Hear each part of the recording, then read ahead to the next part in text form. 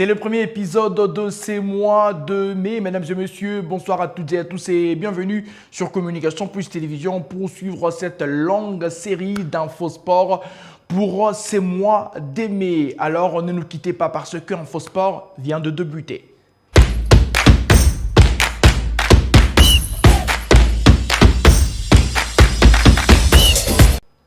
On ouvre cet Infosport, mesdames et messieurs, avec la CAN U20. Le Léopard de la République démocratique du Congo sont en train de jouer en ces nets moments contre la formation du Ghana. C'est la première sortie de poulain de Guy Boukassa qui font leur apparition après autant d'années dans une nouvelle édition de la CAN U20. Et le Léopard de la RDC qui se doivent de faire un très bon résultat pour cette première sortie. Et on aura ensemble le score final juste après ces 90 minutes de ces débuts des compétitions pour le Léopard de la RDC.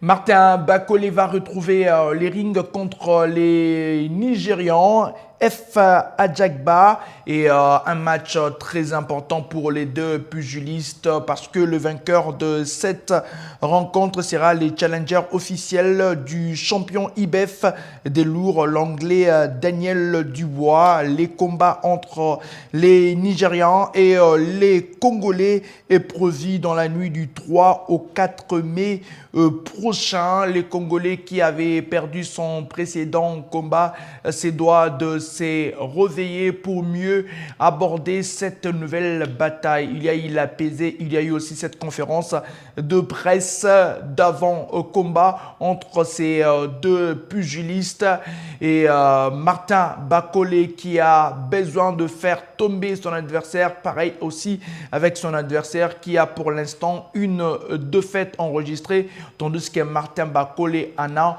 de concéder. Les matchs est donc prévu dans la nuit du samedi 3 mai au 4 mai. Ça sera d'ailleurs déjà dimanche. On va d'ailleurs vous revenir lundi pour le résultat de ce qu'aura été cette bataille entre ces deux boxeurs. On va rester toujours dans la boxe avec la revendication des différentes couches, notamment les collectifs de dirigeants et anciens boxeurs et boxeurs sont montés au créneau pour fustiger la gestion jugée calamiteuse du président du comité de la Fédération congolaise des boxe, le général Ilunga Luoyo. On est en train de fustiger une gestion opaque de la part de ses dirigeants et athlètes. Il y a eu une conférence de presse organisée à Kinshasa.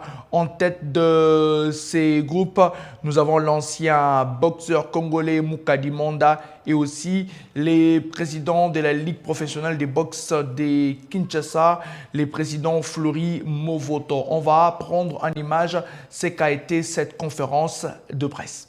Nous sommes ici pour parler de la boxe congolaise qui se porte mal pour deux raisons.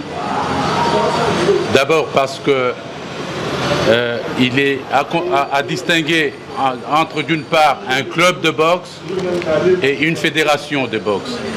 Une fédération de boxe a pour vocation de s'occuper de tous les pratiquants de la discipline et dans tout le pays. Et quand une fédération ne s'occupe que d'une partie des boxeurs, il ne s'agit pas d'une fédération, soit c'est une ligue, soit c'est une entente, soit c'est un club. Et beaucoup de boxeurs, depuis, ne savent pas monter sur le ring, en tout cas entre les frontières. Et tous les fonds qui sont sortis au nom de la boxe ne profitent qu'à une certaine partie de personnes. Et c'est pour cette raison que nous sommes là. La deuxième raison, c'est que le président de la fédération congolaise de boxe a grimpé, nous l'avons dit plusieurs fois, les échelons dans la tricherie. Et aujourd'hui, nous avons une mauvaise réputation du Congolais à l'étranger. Dans toute l'Afrique et en Europe, on se demande comment on fonctionne chez nous parce que le président de la fédération, il faut citer son nom, le général Ilunga Luyoyo, est menaçant, irrespectueux des textes, partout où il passe, et il s'autoproclame président de la Confédération africaine de boxe dans la tricherie, et il faut le dire qu'il est à l'heure actuelle suspendu par la Confédération africaine de boxe, qui est dirigée par l'Éthiopien Eyasu Hossein. Le gouvernement fait sortir des millions de dollars, mais ça ne se fait absolument rien. Il y a la seule personne qui est en train de diriger, d'utiliser cet argent comme il veut. Mais nous, au niveau de la boxe professionnelle, nous demandons seulement l'appui. Comme le ministre de la Justice, il peut nous accompagner à ce qui est en train de passer les détournements de gauche-droite. Je veux que le ministre puisse nous intervenir à ça, qu'on puisse clôturer ce qui se passe à la boxe dans notre pays. On va parler football avec le tout-puissant Mazembe. Après la défaite contre la formation des Aigles du Congo, les sanctions sont tombées. 3 joueurs ont été renvoyés à Lubumbashi. Selon les communiqués nous parvenus de la direction du TP Mazembe pour cause d'indiscipline, Ibrahima Keita, Ousseini Badamassi et aussi Mersey Ngimbi ont été renvoyés à Lubumbashi. D'ailleurs, on va avoir ces communiqués qui nous est parvenu. Ces 3 joueurs sont renvoyés à Lubumbashi. Les TP Mazembe cultivent la culture de la gagne et de règles bien précises en interne. Tous les joueurs, membres du staff technique, sont appelés à respecter les différentes conditions et les différents règlements mis en place. Pour manquement aux règles, les 4 joueurs ont été entendus par la direction pour avoir refusé de remettre leur téléphone à la veille du match face au FC Les Aigles du Congo. Il s'agit d'Ernest Luzolo, Ibrahim Keita Ousseini Badamassi. Luzolo qui s'était excusé et s'est rendu à l'entraînement jeudi 1er mai pour s'excuser auprès de ses partenaires et les entraîneurs. Les 3 autres joueurs sont écartés du groupe. Ils sont rentrés à Lubumbashi en début d'après-midi pour travailler avec leurs partenaires. Il s'agit de Mersey Ngimbi, Ousseini Badamassi et Ibrahim Keita. Dans le sens inverse, les coachs a fait appel à Boaz Ngala Mouloumé et Josué Mungwegi et qui ont pris l'avion les mêmes jeudi pour rejoindre la capitale Kinshasa. Mais selon certaines sources, Mersey Ngimbi n'aurait pas pris son avion pour rentrer à Lubumbashi et aurait été accusé des graves accusations, passez-moi la tautologie, contre les présidents du club. Nous allons y revenir pour plus de détails sur les conditions de ces joueurs pour les prochains jours dans cette équipe du TP Mazembe. Et on va faire un petit tour du côté du classement de cette phase des playoffs. Les Aigles du Congo et qui réussissent un très grand coup dans ces débuts de playoffs avec la première place à l'issue du match qu'il aura opposé face à la formation du TP Mazembe. Le football club Les Aigles du Congo occupe la première position avec 9 points, suivi de l'Est Maniema Union qui avait battu les Saint-Eloi Lupopo. Deuxième position pour Maniema Union, troisième position pour Lupopo avec 6 points. Le TP Mazembe occupe la quatrième position. Et au ventre mou du classement, on retrouve le DSMP Vita Club Rangers. Rangers qui a 4 points, Vita Club qui en a 3. Le DSMP qui en a aussi 3. Sangaba Lende, Ange Vert, Tanganyika, pour l'instant non enregistré. Aucune victoire. Et pour la suite du championnat, vous devez noter dans vos agendas que les Aigles du Congo vont jouer la formation des Anges Verts. C'est samedi à 15h au Stade de Martyrs. Dimanche, Rangers sera face à la formation des Don Bosco en ce qui concerne les programmes de cette phase des playoffs. Mais surtout, retenez que les dimanches, l'Est Maniema Union à Kinshasa sera opposé à la formation du TP Mazembe. C'est désormais officiel, le Léopards de la RDC vont livrer 2 matchs amicaux à Orléans en France. D'abord les 5 juin contre la formation du Mali. Ensuite les 8 juin contre la formation du Madagascar. 2 matchs amicaux pour la bande à Sébastien Desabre. 2 matchs qui vont servir de préparation pour cette formation avant la fatidique épreuve de la poursuite des éliminatoires de la Coupe du Monde. Le Léopards de la RDC qui occupe la première position dans ces groupes devant la formation du Sénégal. Ces doivent de mieux négocier ses sparring partenaires pour mieux aborder les autres rencontres de ces éliminatoires. C'est officiel, le Léopards de la RDC va affronter ces 2 formations. D'ailleurs, Sébastien Desabre l'avait rappelé, on peut y retrouver dans ces stages des nouveaux visages et peut-être laisser au repos les cadres qui seront enfin en championnat. Mali-Madagascar, 2 affiches pour le Léopards de la RDC pour la prochaine trêve internationale.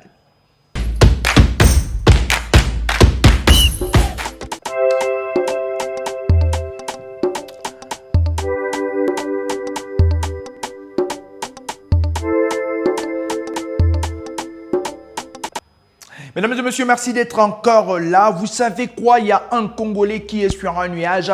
Cette saison est une saison XXL avec de prestations majuscules de la part de ce joueur congolais. Yohan Wissa, le joueur de Brentford, est en train de marcher sur la Première Ligue avec notamment 17 réalisations cette saison avec son club. Son club a battu la formation de Nottingham Forest et ce monsieur avait marqué un but contre la formation des Nottingham Forest.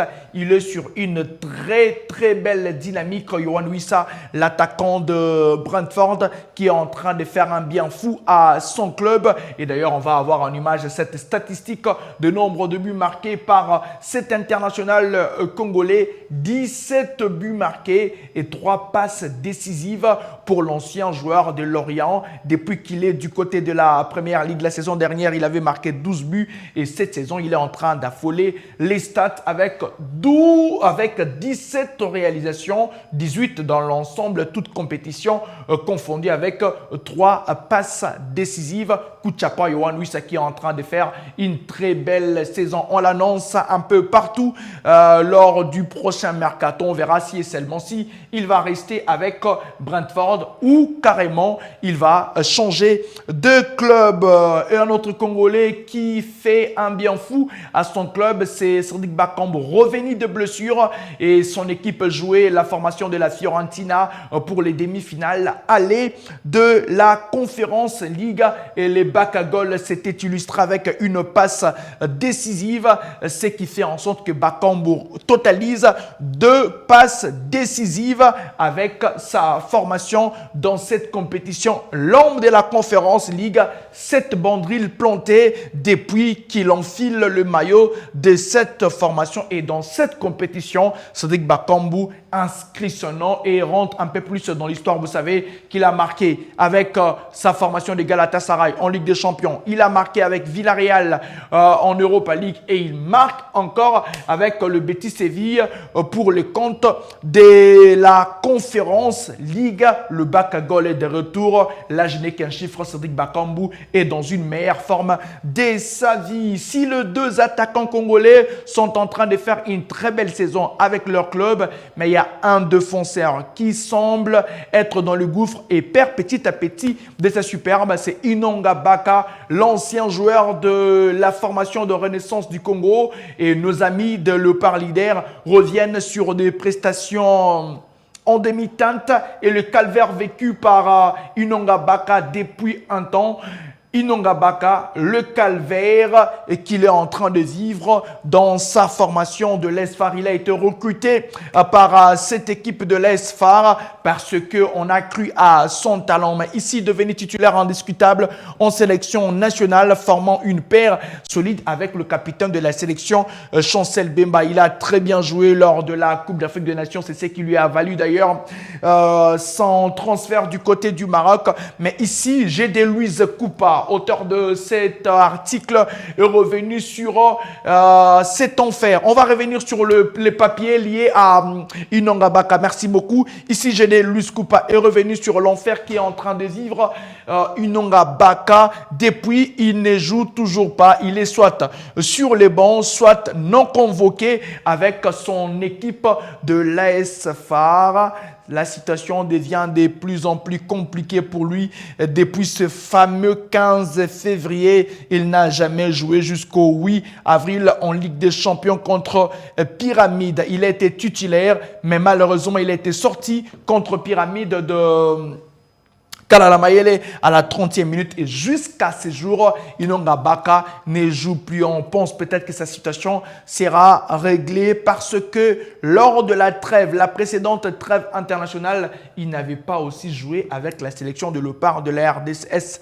La fin pour Inonga Baka au sein de la sélection nationale quand on sait que Bouchiri est en train de monter en puissance. On espère qu'il va retrouver de sa superbe. Avant de finir cette revue de presse, on va évoquer un entraîneur, le franco-sénégalais Abi Bey. C'est officiel, il va continuer à entraîner la formation des Rennes. Oui, c'est officiel. Vous savez quoi? Il avait pris cette équipe qui est en position de relégable et le deal était que s'il réussissait à maintenir cette équipe, eh bien, Abi Bey va continuer à enfiler la casquette de l'entraîneur principal de cette équipe. Oui, ça y est, Abi Bey a confirmé vendredi, aujourd'hui même, que son contrat avec le Stade Rennais avait été automatiquement prolongé d'une saison jusqu'en 2026 après les maintien du club en Ligue 1. Arrivé fin janvier, c'était d'ailleurs au cours de cette année à la tête de cette formation, l'ancien défenseur franco-sénégalais avait été nommé jusqu'à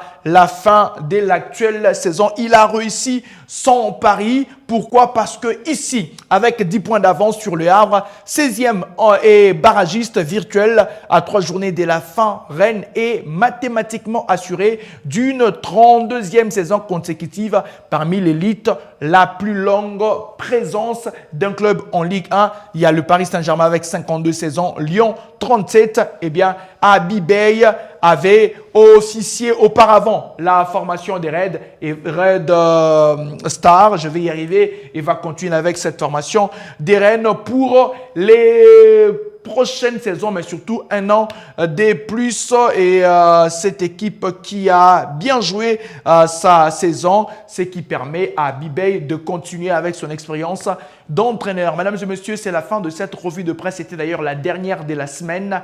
Merci de continuer avec nous.